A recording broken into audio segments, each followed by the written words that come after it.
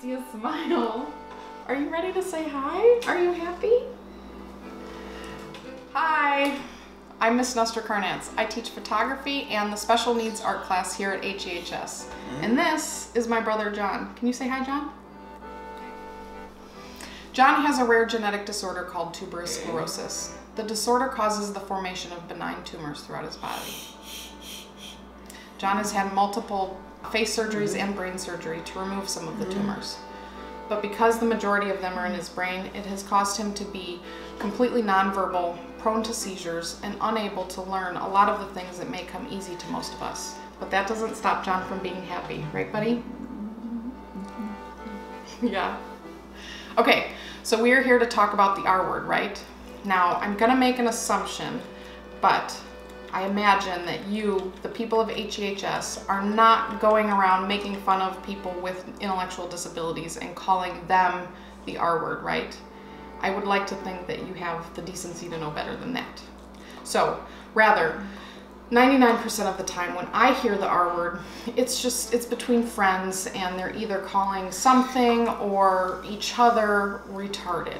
So that's okay, right? You know you're just kidding around. Your friend knows you're just joking and their feelings aren't hurt. So it's perfectly fine, right? Actually, it isn't fine.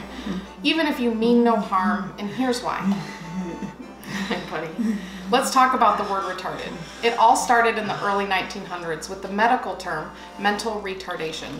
It was used to describe people with intellectual disabilities and has been shortened to retarded and retard and has become a widely used slang term to mock or put people down. So what I would like for all of you to do, think of a trait about you, something that, a word that describes you. Maybe it's something that separates you from certain people. Maybe it's something that people have made fun of you for.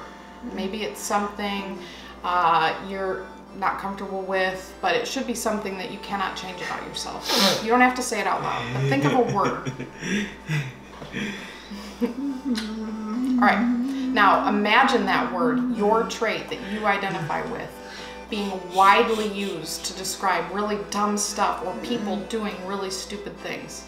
It may sound pretty silly when you think of your word in that context, but what if whenever people thought of your trait, they immediately think dumb, and you were separated, excluded from a lot of things because you carry that trait? It would be hurtful. It would start to beat you down. It would separate you from a lot of other people.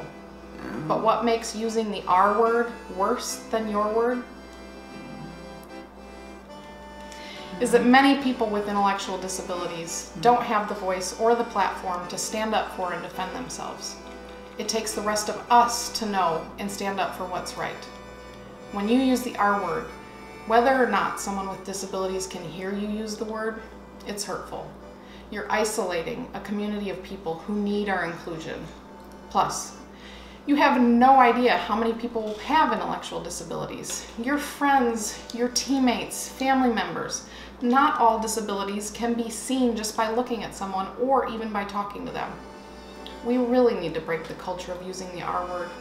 It's hurtful and offensive to more people than you know. Thank you. You ready to go, John? Yeah? All right. Thanks, buddy.